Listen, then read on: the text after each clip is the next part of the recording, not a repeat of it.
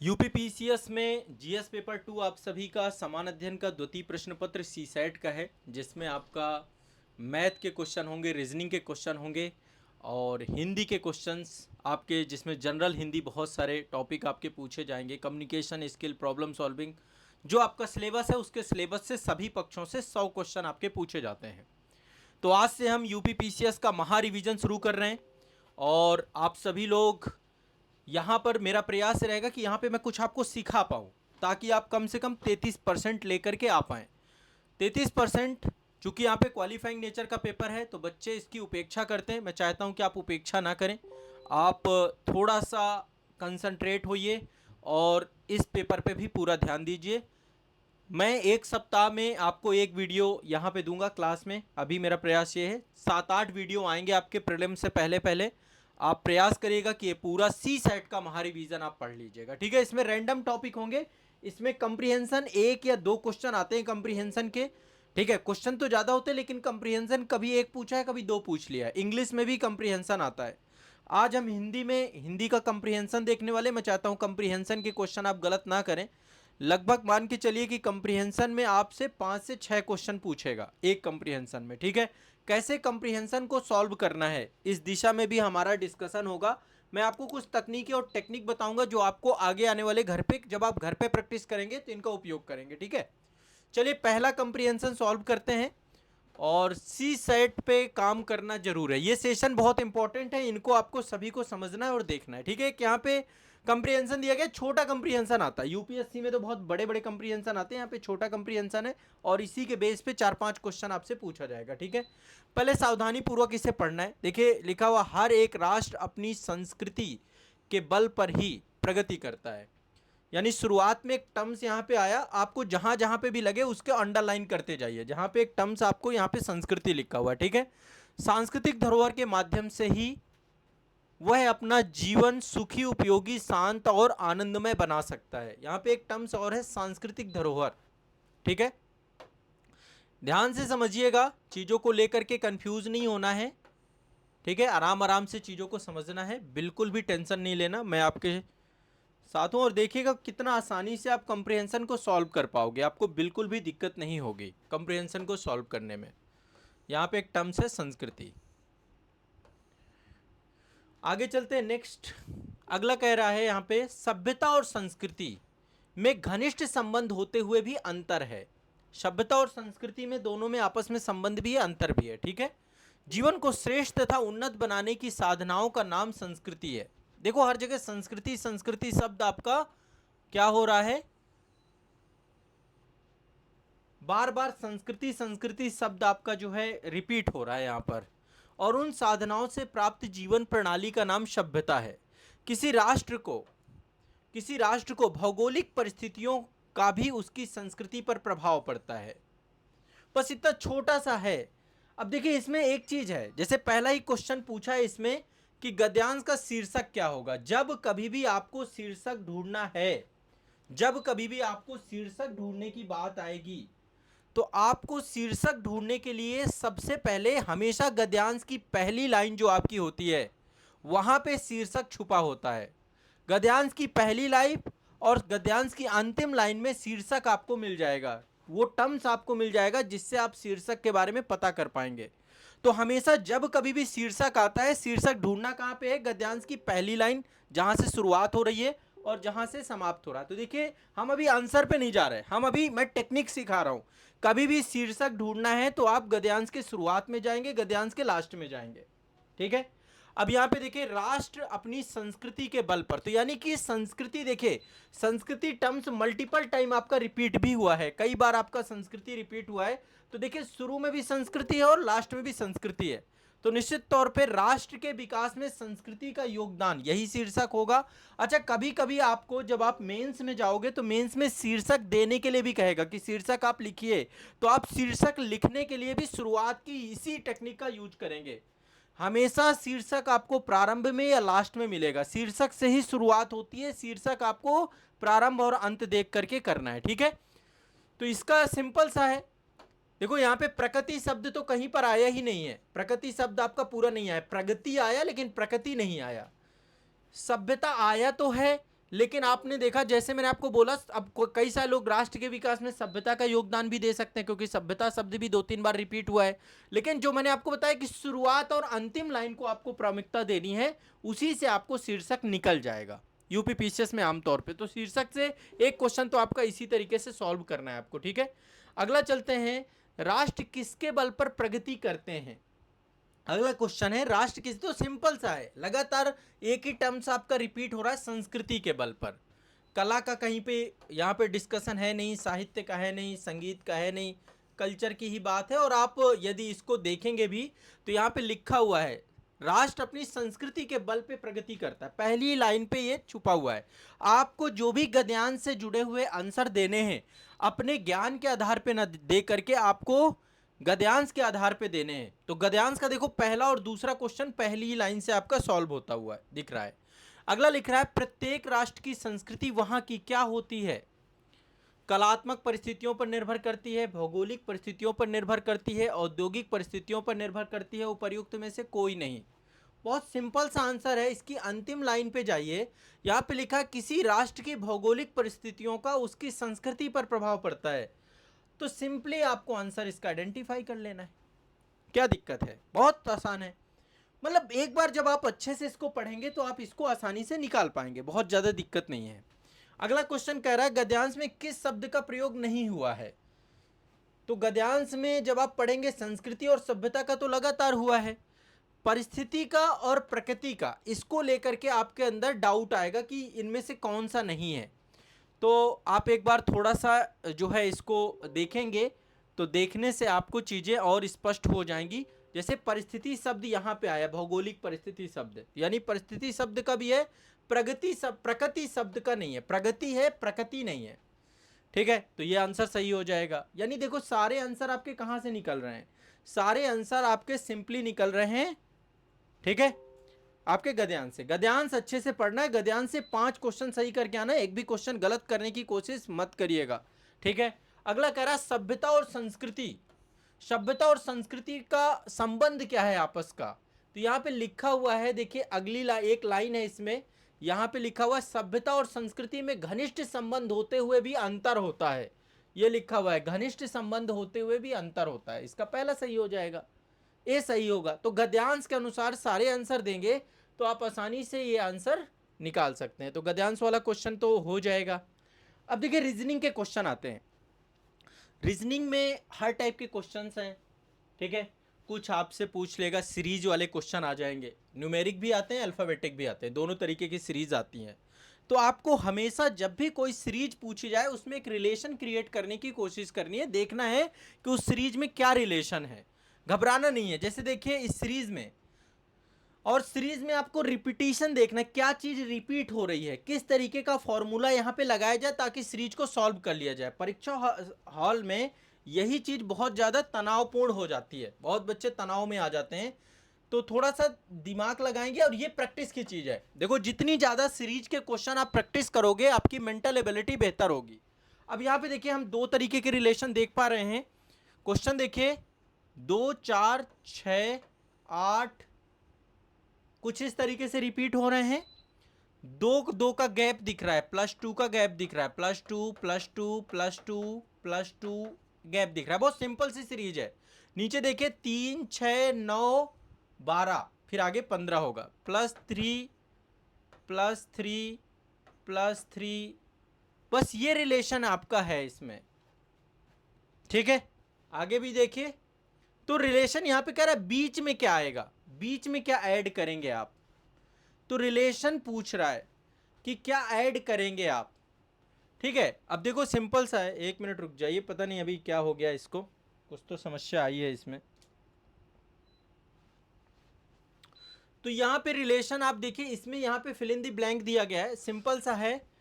12 के बाद यहाँ पे क्या होगा, 10 के बाद तो 12 आएगा, यहाँ पे +2 का रिलेशन है, फिर यहाँ पे +2 का रिलेशन है, 14 आएगा, ठीक है।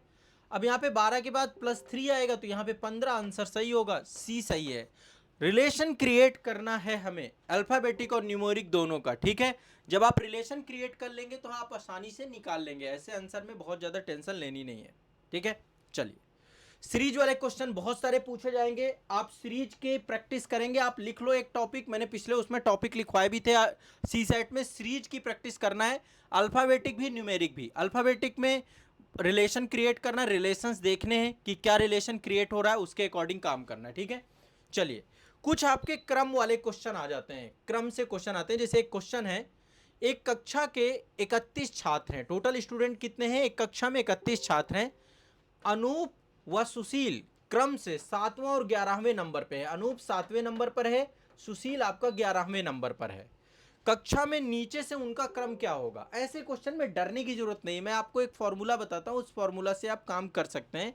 पहले तो एक डायग्राम बनाइए। इसमें एक डायग्राम, मान लीजिए कोई बच्चा है यहाँ पे बैठा हुआ है, फर्स्ट बच्चा यहाँ पे बैठेगा, तो 31वां बच्चा सबसे लास्ट में बैठेगा, ठीक है। पहला बच्चा यहाँ पे बैठेगा, ठीक है, और 31वां बच्चा जो है आपका, क्लियर है, इसमें कोई दिक्कत तो नहीं है, सिंपल सा है।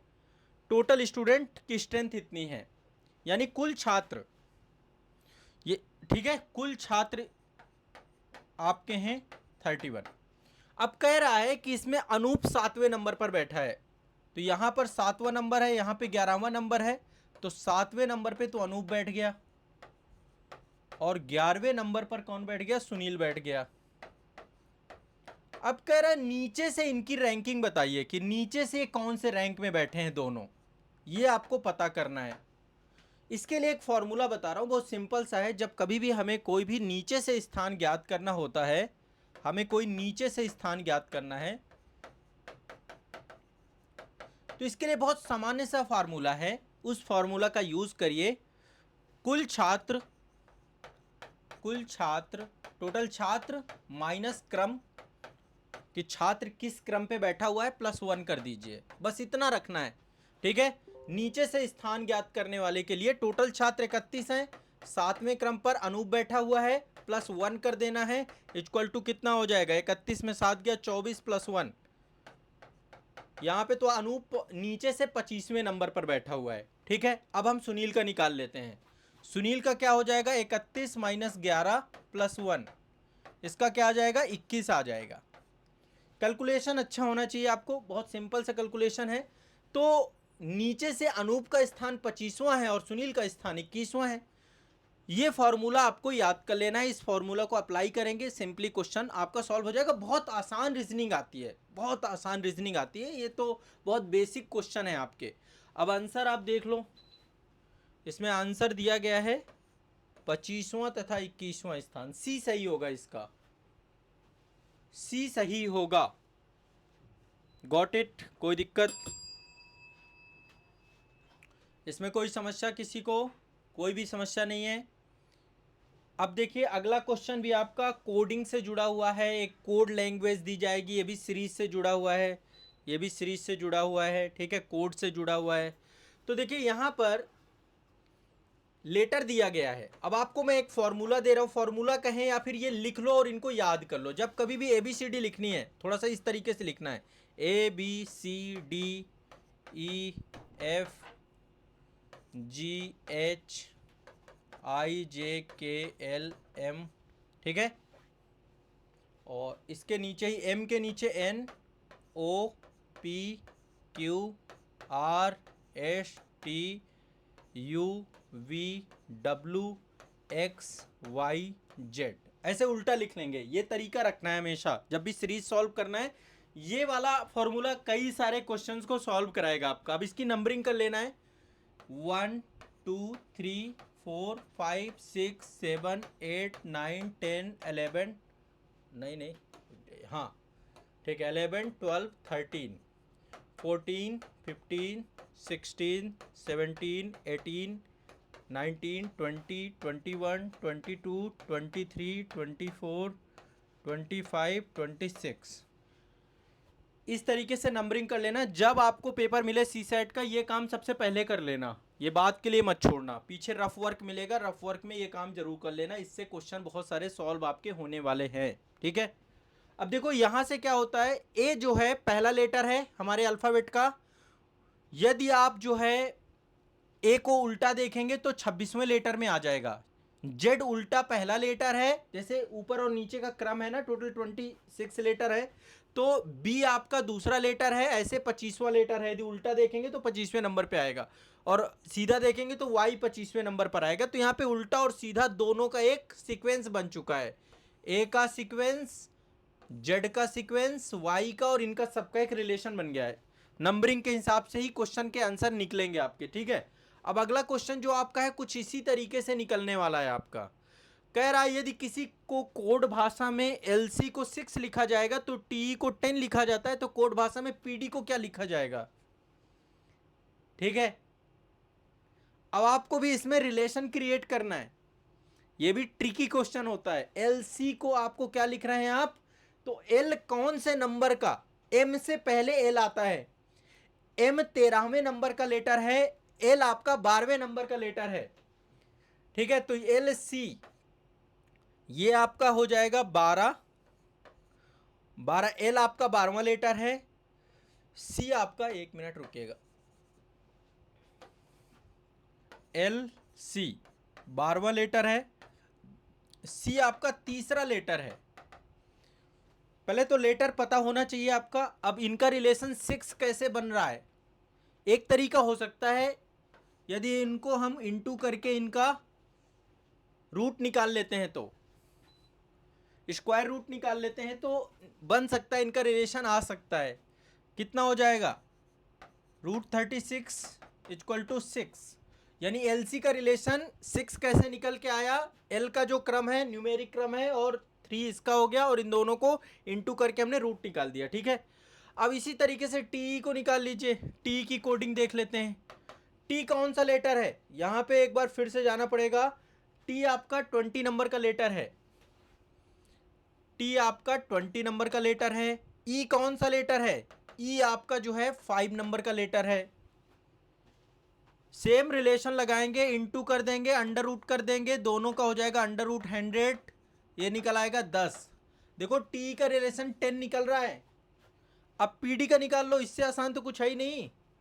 पी कौन से नंबर का लेटर है, पी है 16 नंबर का लेटर, आसानी से निकाल सकते हैं। पी आपका है 16 नंबर का लेटर, और डी आपका कौन सा लेटर है, डी आपका 4 नंबर का लेटर है। तो दोनों को इंटू कर दीजिए, गुणा भाग, कम से कम ये सब आना चाहिए आपको, टेबल याद होना चाहिए 20 तक की, कोशिश करो 30 तक की याद हो जाए तो कैलकुलेशन और स्पीड अप हो जाएगा आपका, ठीक है। कितना आ जाएगा, 8, पीडी का रिलेशन निकल आएगा 8। क्वेश्चन में चलिए, क्वेश्चन आपका ये सही होगा, सी आंसर 8 सही है। इस तरीके के कोडिंग वाले क्वेश्चन आएंगे। सबसे पहली बात, न्यूमेरिक, जितने भी न्यूमेरिक शब्द हैं, जितने भी अल्फ़ाबेटिक शब्द हैं, उनको न्यूमेरिक नंबर आपको पता होना चाहिए। जो मैंने आपको ये नंबर लिखवाए हैं, इस नंबर को रट जाना है। रटना क्या, बहुत सिंपल है, ये ABCD पूरी आनी चाहिए। ये पता चला वहाँ पे एक लेटर गुम कर गए, ऐसा मत करना, ठीक है। तो ये सिंपल सा क्वेश्चन है रीजनिंग का। और भी देखो तरीके कई सारे हो सकते हैं, लेकिन जो वे मैं बता रहा हूँ वो भी आसान वे है, ठीक है। एक क्वेश्चन को सॉल्व करने के कई तरीके होते हैं। अगला क्वेश्चन है, देखो इससे बहुत सारे मैथ में क्वेश्चन आते हैं, एलसीएम और एचसीएफ से। लघुत्तम समापवर्त और महत्तम समापवर्त से बहुत सारे क्वेश्चन आते हैं, एलसीएम और एचसीएफ से क्वेश्चन आते हैं, ठीक है। अब यहाँ पे मैं कोई एलसीएम और एचसीएफ आपको पढ़ा नहीं रहा हूँ, मैं सिर्फ ये क्वेश्चन सॉल्व कराऊंगा आप लोगों का, ठीक है। ये क्वेश्चन सॉल्व कराऊंगा, और क्वेश्चन में डरना नहीं है, बहुत सिंपल क्वेश्चन होते हैं। डरना नहीं है कि भाई क्वेश्चन बहुत बड़ा है, कुछ भी है, सिंपल सा क्वेश्चन है। यहाँ पे कह रहा है दो बहुपदों का एलसीएम और एचसीएफ ये दोनों दिए गए हैं। एलसीएम कितना दिया गया है आपका, x+1 इंटू आपका ब्रैकेट में है वो, तो ब्रैकेट का मतलब होता है कि बीच का इंटू ही होना है दोनों का आपस में, x² + 6x + 8। और जो एचसीएफ दिया गया है वो कितना है, x+1 दिया गया है। उनमें से एक बहुपद आपका दिया गया है, दूसरा आपको पता करना है कि दूसरा पद क्या है। यहाँ पे एक छोटा सा रूल लग जाएगा, बहुत सिंपल सा रूल है। एलसीएम, बहुत छोटा सा रूल है, LCM into HCF equal to पहला पद गुणे दूसरा पद। ये नियम है, इस नियम से एक क्वेश्चन तो पूछ ही लेता है। ये नियम याद कर लेना, इसी नियम पे आपको रख देना है और उसको सॉल्व कर लेना है, ठीक है। एक पद दिया ही गया है, हमें दूसरा पद पता करना है। लासा गुणे मासा इक्वल टू प्रथम पद गुणे दूसरा पद, बस ये कर देना है, पहली संख्या गुणे दूसरी संख्या। इतना करने से काम आपका हो जाएगा, ठीक है। तो अब लासा कह रहा है कि लासा कितना है आपका और प्रथम पद कितना है, तो पहले अब इनको रख देते हैं। देखो यहाँ पे पूछ कर रहा है, एक पद दिया गया है, दूसरा पद पूछ रहा है। तो देखिए ये हो जाएगा दूसरा पद equal to LCM into HCF अपान पहला पद, ठीक है, इतना है। अब इसमें से दूसरा बहुपद आपका आसानी से निकल जाएगा। पहले यहाँ पे एलसीएम रख दो, एलसीएम का कितना है x plus one, x plus one, थोड़ा सा एक बार देख लेते हैं यहाँ पे है कितना, x square 6x plus 8, x square plus 6 x plus 8,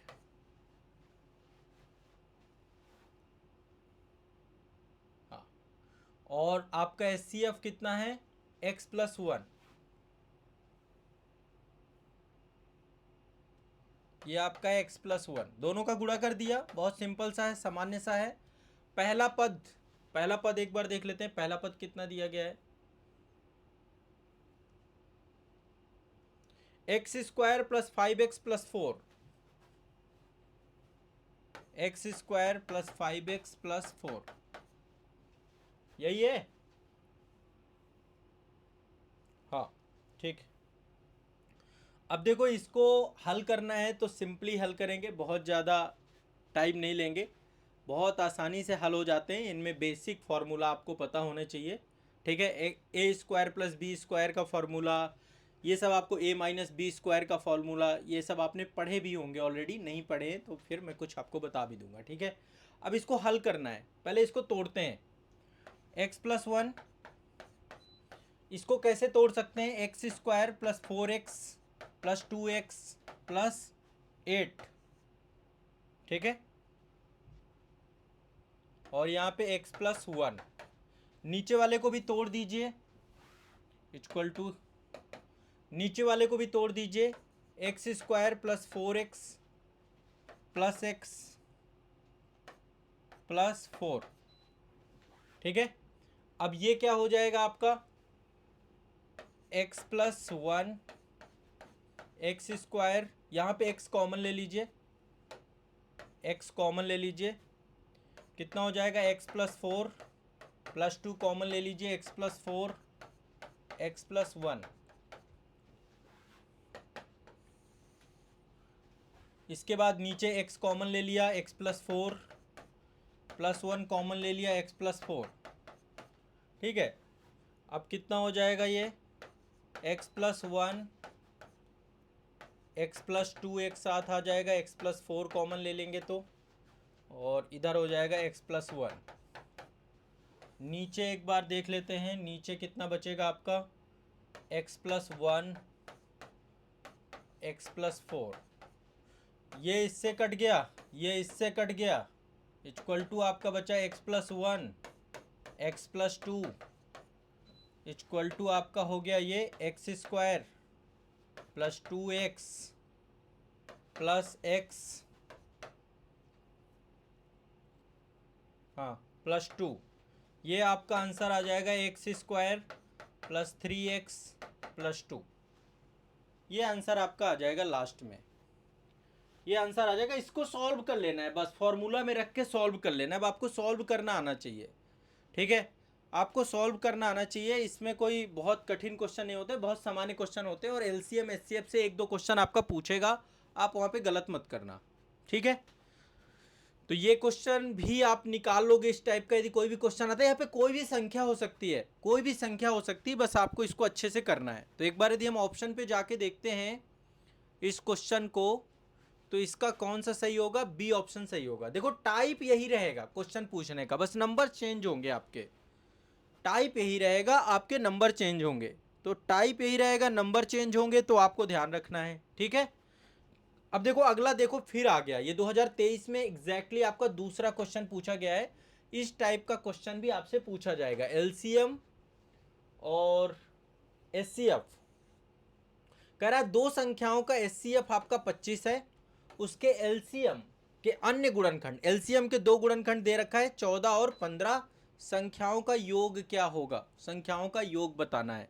यानी देखो अब सिंपल सा इसको निकाल लेते हैं, ये वाला एचसीएफ कितना दिया गया है, दो संख्याओं का, संख्याओं का योग पूछ रहा है, ठीक है। क्वेश्चन क्या कह रहा है, संख्याओं का योग बताइए। एचसीएफ आपका 25 दे रहा है, एलसीएम के गुणनखंड फैक्टर बता दिए, एक तो 14 है और दूसरा आपका 15 है, दो फैक्टर दे दिए हैं, इसके गुणनखंड दे दिए हैं, ठीक है। अब पहली संख्या यदि पता करना है, पहली संख्या, तो पहली संख्या के लिए आपको क्या करना है, मासा गुणे इसके पहले खंड से गुणा कर देना है, 25 गुणे 14। दूसरी संख्या आपको पता करना है, दूसरी संख्या जब कहीं पर भी दो गुणनखंड एलसीएम दिए हो और एचसीएफ दिया है 25 गुणे 15, बस यही आंसर है आपका। अभी आंसर नहीं है, अभी इनके दोनों संख्याओं का योग पता करेगा। ये तो आएगा 350, ये आएगा आपका 375, दोनों को जोड़ दो, दोनों का जोड़ आएगा 725, 725, ठीक है। कैलकुलेशन आपको कर लेना है, 725 दोनों संख्याओं का योग होगा, इसका बी आंसर सही होगा। इस टाइप के भी क्वेश्चन आपके पूछे जाएंगे जब कभी भी आपको एचसीएफ दिया हुआ है, एलसीएम के फैक्टर दिए हुए हैं, आपको पहली संख्या, दूसरी संख्या, तीसरी संख्या जो कुछ भी निकालना है, आप एचसीएफ पे फैक्टर्स को मल्टीप्लाई करते जाएंगे, आपको संख्याएं निकलती चली आएंगी, और उनका जोड़ बोल रहा है तो उनका जोड़ निकाल लीजिए, कोई दिक्कत नहीं है, सिंपल सा क्वेश्चन है, ठीक है। ये क्वेश्चन सीरीज का जुड़ा हुआ अगला क्वेश्चन आ गया, फिर से सीरीज का क्वेश्चन, मैंने जो आपको एक फार्मूला बताया है एबीसीडी वाला, उस फार्मूले का यूज करना, याद होने चाहिए आपको, याद होने चाहिए, ये याद होना चाहिए कि ए कौन से नंबर पे है, बी बीच के नहीं याद होते, जैसे ई एफ जी 5 6 7, ठीक है। अब चलिए एक बार इसको, ये बहुत आसान है, ठीक है, इसका रिलेशन पता करना है इस नंबर के साथ, इसका रिलेशन इस नंबर के साथ, तो अगला नंबर कौन सा होगा। तो एबीसीडी का मतलब क्या है, एबीसीडी का मतलब है 1 गुणे 2 गुणे 3 इक्वल टू 6, यानी मल्टीप्लाई हो रहा है इनका जो नंबर है, ये नंबर आपको लिख लेना है 5 6 7, इसका नंबर कितना है 5 6 7, तीनों में गुणा कर दीजिए आ जाएगा 210, दोनों में गुणा कर दीजिए, 6 पंच 30 और 30 सत्ते 210। अब आई जे के इनका नंबर क्या है, आई 9th नंबर पर है आपका, ठीक है, ये आपका 10 नंबर पे है, आपका 11 नंबर पे है, सबका मल्टीप्लाई कर दीजिए, इक्वल टू कितना आ जाएगा आपका, इक्वल टू आ जाएगा 990, 990, इसका सी आंसर सही है। इस टाइप के क्वेश्चन सीरीज वाले तो पूछे ही पूछे जाएंगे, सीरीज वाले को सीरियस लेना भाई, आप सब लोग सीरीज वाले क्वेश्चन आपसे आएंगे ही आएंगे। इसके बाद अगला देखिए, फिर सीरीज वाला क्वेश्चन पूछ लिया है, कह रहा है कि लुप्त आंसर बताइए, इसमें से लुप्त आंसर कौन सा है, रिलेशन पता करना है, रिलेशन पता करेंगे तभी होगा। क्यू का नंबर कितना है, 17 नंबर पे क्यू आता है आपका, एन का नंबर कितना है, 14 नंबर पे एन आता है, के का नंबर कितना है, के आपका 11 नंबर पे आता है ना, ई का नंबर क्या है 5 नंबर पे। अब इनका रिलेशन निकाल लीजिए, इसके बीच में गैप कितना है, 3 का गैप है, मतलब 3 का गैप का मतलब है एक तरीके से -3, ये कैसे चल रहा है -3, इधर की तरफ माइनस हो रहा है ना, कम होता जा रहा है ना, ठीक है। तो 11 का -3 कितना आएगा, 11 का -3 कितना आएगा, 11 को -3 करेंगे, कौन सा लेटर आएगा आपका, हाँ कौन बोला भाई आप में से, निवेदिता जी, कौन सा लेटर, कौन सा आएगा लेटर बताइए मुझे आप, एच, हाँ एच लेटर आएगा, और यहाँ पे 8 नंबर पे, 8 पे -3 ई आ जाएगा, तो सिंपल सा है, बहुत सिंपल, बी आंसर सही होगा, ठीक है। अगले देखो, ये सीरीज वाले क्वेश्चन गलत नहीं करने, यदि गद्यांश सही कर दिया 5 से 6 क्वेश्चन वहां से निकल जाएंगे आपके, गद्यांश से 5 से 6 क्वेश्चन निकाल लोगे आप, और ये सीरीज वाले क्वेश्चन भी आप निकाल लोगे, ये दोनों चीजें आपके निकल जाएंगे, ठीक है। अब एक क्वेश्चन आता है ब्लड रिलेशन का, ये भी क्वेश्चन आपसे पूछा जाएगा, ब्लड रिलेशन के क्वेश्चन आसानी से किए जा सकते हैं, एक बार ब्लड रिलेशन को समझना है बस, और कुछ नहीं समझना है, ब्लड रिलेशन को आसानी से समझना है। ठीक है, चलिए इस क्वेश्चन को सॉल्व करते हैं। यहां पे कह रहा है ए तथा बी क्रमशः भाई और बहन है। ए और बी क्या है? भाई और बहन है। क्रमशः, यहां पे शब्द भी लिखा हुआ क्रमशः, ए और बी क्रमशः क्या है?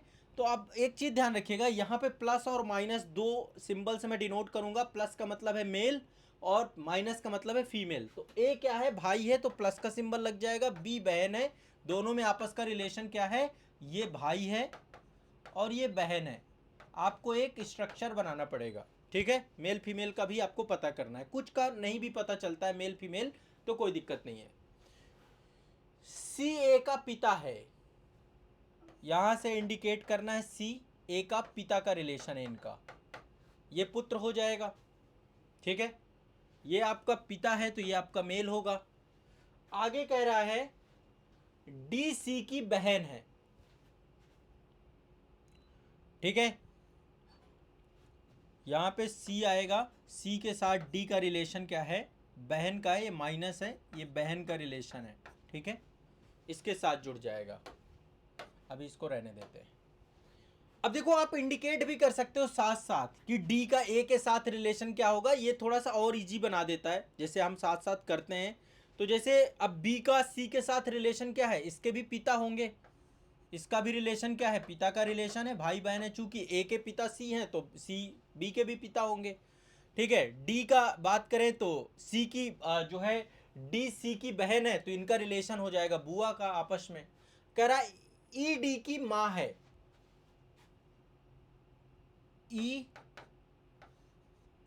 डी की माँ है, माँ का रिलेशन है, ये भी माइनस हो जाएगा, स्त्रीलिंग, फीमेल है आपका। ठीक है, अब अगला कह रहा है तो बी का ई से क्या रिलेशन है? बी का ई से क्या रिलेशन है? अब आप सोचिए, सी भी माँ होगी इसकी, सी की माँ ये है, ये आपकी दादी हो जाएगी ए की, दादी, ए की क्या हो जाएगी? दादी। क्योंकि जो आपके पिता की माँ है आपकी दादी ही तो है ना, दादी। बी की क्या हो जाएगी? दादी। तो रिलेशन किसका हो गया? अब यहां पे रिलेशन किसका पूछ रहा है? कह रहा है बी ई की किस प्रकार से संबंधित है? पोती के तौर पे, ग्रैंड डॉटर के तौर पे पोती का रिलेशन है। तो आपको एक ग्राफ बनाना पड़ेगा, उस ग्राफ के अकॉर्डिंग आपको चलना पड़ेगा। ठीक है, मेल फीमेल को इंडिकेट करने के लिए प्लस माइनस का आप उपयोग करिए और एक ग्राफ के तहत आप इसको निकाल सकते हैं। सबके रिलेशंस को इंडिकेट करते जाइए, थोड़ा सा आपको प्रैक्टिस करनी है, ये वाले क्वेश्चंस आप कर लेंगे। ठीक है, अभी देखो मैं आने वाले समय पे आपको कैलेंडर के क्वेश्चंस भी कराऊंगा। आने वाले समय पे अभी बहुत सारे क्वेश्चंस मैं आपको हल कराऊंगा, आप बिल्कुल टेंशन फ्री रहना। हम सी सेट पे अच्छे से काम करने वाले हैं। ठीक है, एग्जाम हॉल पे मैं इतना काम, बट ये है कि प्रैक्टिस आप करो। यदि आप प्रैक्टिस नहीं करोगे तो कोई मतलब नहीं है। ठीक है, मेरे यहाँ पे हल करने से आपका हल नहीं होगा, आप जब खुद प्रैक्टिस करोगे। मैं तो आपको एक आइडिया देके जा रहा हूँ, आपके पास मेरे से बेहतर आइडिया भी हो सकता है। देखो मैथ और रीजनिंग में होता क्या है, मल्टीपल तरीके होते हैं। हो सकता है मेरी मैथ और रीजनिंग से आपकी मैं जीएस ज़्यादा पढ़ाता हूँ, मैं मैथ रीजनिंग। तो आपको बस ये है कि मैं चाहता हूँ सी सेट में आप ना रुकें, इस क्लास का रिजल्ट बहुत अच्छा रहे।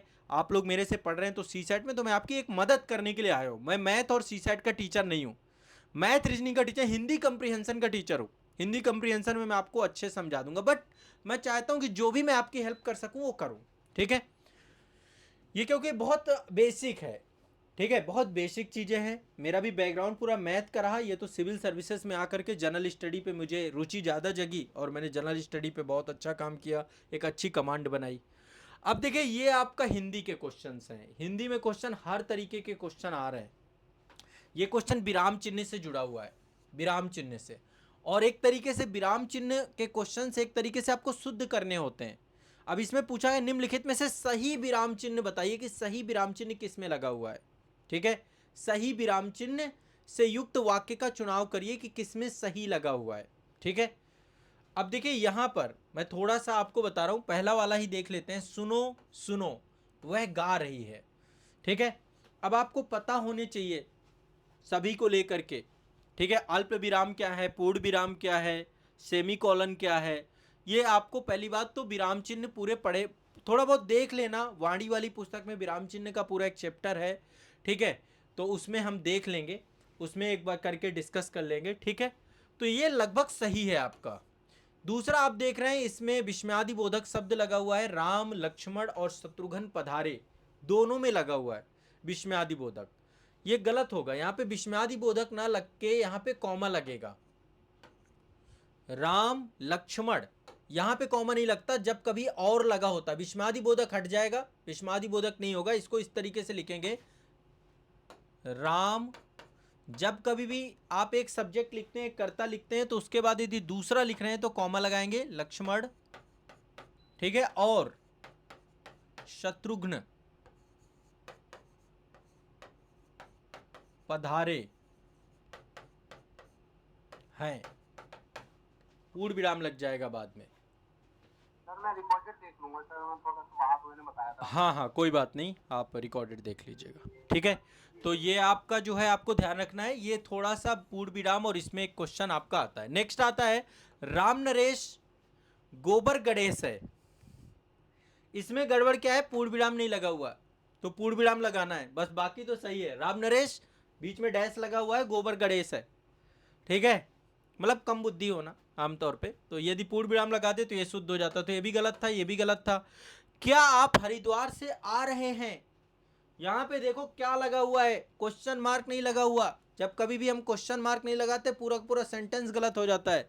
बेसिक बेसिक देखना है, पूर्ण विराम लगा हुआ है कि नहीं लगा, क्वेश्चन मार्क लगा हुआ है कि नहीं लगा, कहाँ पे विस्मयादि बोधक लगेगा, कहाँ पे आपका जो है, तो ये चीजें आपको ध्यान में रखनी होंगी इस टाइप के क्वेश्चंस में, शुद्धि करनी है, शुद्धि देखनी है। तो पहला इसका सही होगा, बाकी आपका जो है गलत है आपके, बाकी सही मैंने इनके भी सेंटेंस आपको बता दिए, ठीक है। तो ये वाला एक क्वेश्चन विराम चिन्ह का आपका पूछेगा। अगला क्वेश्चन है जिलाधिकारी ने सबको उपस्थित रहने का निर्देश दिया, कौन सा वाच्य है, वाच्य से भी क्वेश्चन पूछता है, वाच्य से क्वेश्चन भी पूछेगा। अब यहां पे एक चीज ध्यान रखिएगा, इसमें जो है आपका कृतवाच्य है, कृतवाच्य।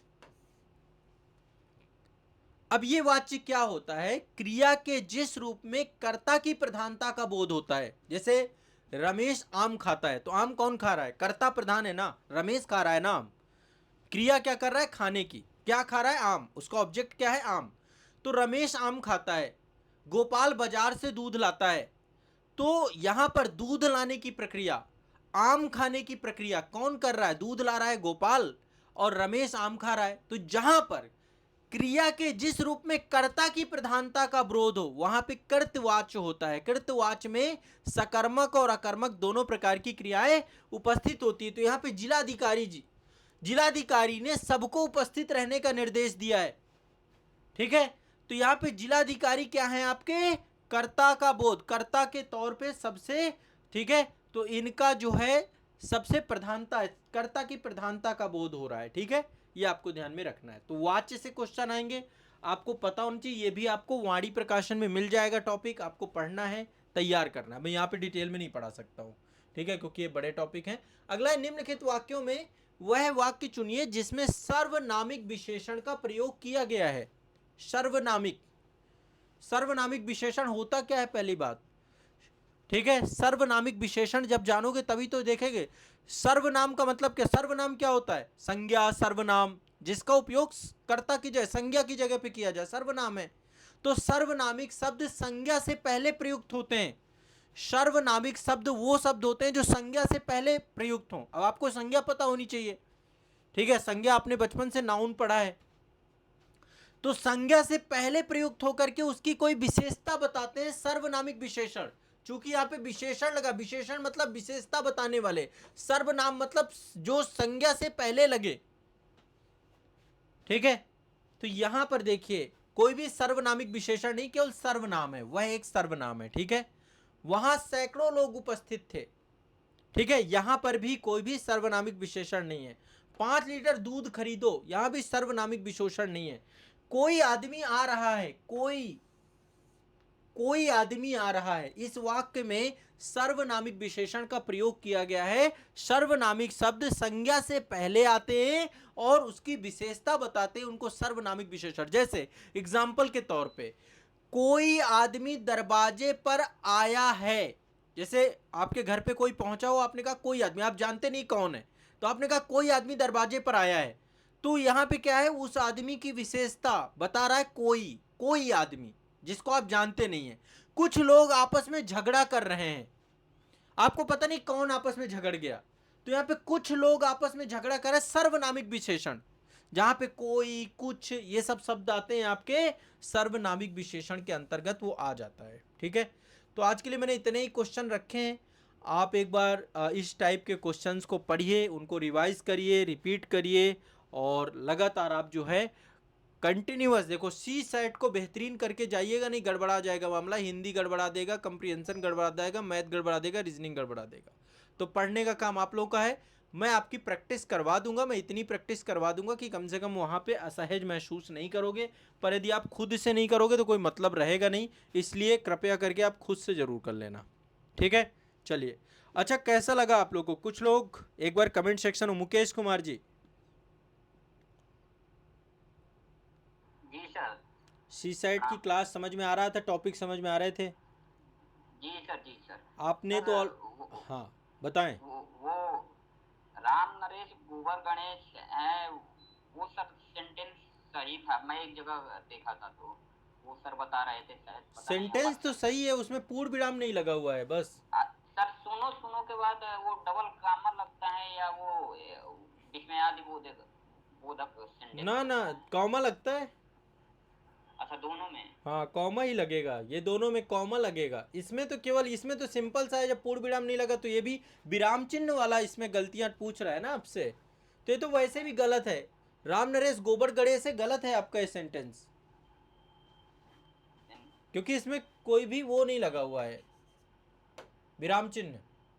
ठीक है, ये सही है आपका, विस्मयादि बोधक नहीं लगता। सुनो सुनो वैगार, विस्मयादि बोधक इसमें नहीं लगेगा। मैं पिछले अगले सेशन में आपको विस्मयादि बोधक वाली गलतियां भी दिखा दूंगा, ठीक है, विराम चिन्ह में।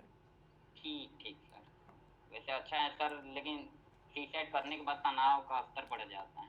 क्यों तनाव बढ़ अगर जाता है कोई ना भाई? पढ़ तनाव सर, क्यों बढ़ाना है? पढ़ने पढ़, सर पढ़ने के बाद एक जगह से मैंने क्लास कर रखी थी। हाँ हाँ। अब पता चला कि बहुत सारे क्वेश्चन जैसे अलजेब्रा वाले हो गए, वो नहीं बन रहे थे। अब वो तो बनते नहीं है, जो वो अलग बात है। देखो, वो तो प्रैक्टिस और चीज़ें की बात है। जब आप चीज़ों को बार बार करेंगे, प्रैक्टिस करेंगे, तो चीज़ें धीरे धीरे बनती है, अचानक से तो देखो नहीं बनेंगी। वो तो आपकी सर धीरे धीरे तो चीजें निकल गई। हम लोग शुरू शुरू में लाइटली ले रहे थे, बीएससी किया था, तो उसके बाद भी पूरी मैथ गायब हो गई। अब कार्य समय चाल वाले ही सवाल फंसने लगे थे, तो मैंने क्लास ले रखी थी। नहीं, तो अच्छी बात फिर है, यदि आप कर रहे हैं तब तो बहुत अच्छी बात है। देखो, मैं मैथ और रीजनिंग का टीचर नहीं हूँ, मैं साफ बता देता हूँ। बट फिर भी मैं आपकी मदद कर रहा हूँ। जो आपने एक शब्द यूज किया ना कि सर तनाव है, मुझे पता है आपको तनाव है। मैं आपकी हेल्प करने के लिए आया हूँ, कम से कम इतनी हेल्प कर दूँ कि आपके मन में एक दुविधा खत्म हो जाए मैथ रीजनिंग को लेकर। क्योंकि बहुत कठिन नहीं है, यहाँ पे बहुत कठिन मामला नहीं है, बहुत आसान टॉपिक आते हैं, बहुत आसान क्वेश्चन आते हैं। हाँ, कुछ बेलन से क्वेश्चन है, कुछ त्रिज्या वगैरह हाँ से, भाई वो भाई भाई वो सर। क्वेश्चन भी निकल भाई जाते हैं। उनमें भी आपको केवल फार्मूला पता होना चाहिए, फार्मूले को आपको अप्लाई करना है, उस पर रख के कैलकुलेशन करना है। मुद्दा क्या है, देखो मैं समस्या बता रहा हूँ, आपकी प्रॉब्लम क्या है, एक तो फार्मूला याद नहीं है। दूसरी प्रॉब्लम क्या है, आप कैलकुलेशन नहीं कर पाते, आपको गुणा नहीं आता, जोड़ घटाव नहीं आता है सही से, आपको जो है कोई भी फैक्टर वगैरह निकालना हो आपको नहीं आता है। तो वो बेसिक चीज़ें नहीं आती जो आपको पढ़ना चाहिए। स्क्वायर रूट निकालना नहीं आता है, क्यूब रूट निकालना नहीं आता है, आपने स्क्वायर याद नहीं कर रखा, आपको टेबल याद नहीं है। मैथ उनकी अच्छी है जिनका कैलकुलेशन अच्छा है, और कैलकुलेशन जितना फास्ट है उतना फास्टली वो कर ले जाते हैं। तो बस मैथ में समस्या ये है। हाँ सर, इसमें थोड़ा सा वही करना था, इसलिए कि जो कोऑर्डिनेट वाला पोर्शन है, वो भी उसके बाद कराऊंगा, मैं वो भी क्वेश्चन कराऊंगा, परेशान मत हो। देखो, मैं तो आपका हाँ मदद करने के लिए आया हूँ, मैं जितनी मदद करा सकता हूँ करूंगा, लेकिन अपने स्तर पे भी आप लोग करो, ठीक है। हाँ, यहाँ करने के बाद तो अच्छा लग रहा है कि हाँ इजी है। नहीं तो आज सुबह से सर वही था, मैं जब पढ़ने अरे बैठा उसके बाद मैं बाहर गया, हाँ हाँ। एसएससी वाले एक भैया थे। हम्म मैं बोला कि यार ये टीचर लोग ऐसे ही करवा देंगे का, जब करने बैठो होता नहीं। हम्म तो वो बोले कि अच्छा है, कोई दिक्कत हो तो मैं हूँ बगल में, हाँ हाँ। पूछ लिया करना, मैं वो एसएससी कंटिन्यू वाले जो रखना है। छात्र होते हैं वो बहुत अच्छे लेवल की मैथ भी आती है वहाँ पे। तो आप एक बार उनकी ज़रूर मदद लें। जो भी आसपास आपके हाँ हाँ मित्र हों, आपके कोई दोस्त हों, कहीं पे काम आपके आ सकते हो, तो उनको भी अपने साथ जो है ज़रूर प्रिपरेशन में रखिए, ठीक है। हाँ हाँ सर, हाँ सर। चलिए नेक्स्ट, सुषमा जी।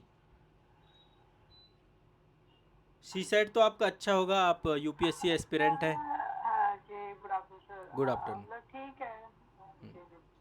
चलिए ठीक है, अब मैं इस वीक का टारगेट दे देता हूँ। किसी को और कुछ सी सेट के बारे में कुछ कहना है, मन में कोई दुविधा हो तो बताएं। लास्ट लास्ट वीक का टारगेट है अब आप लोगों का, ठीक है।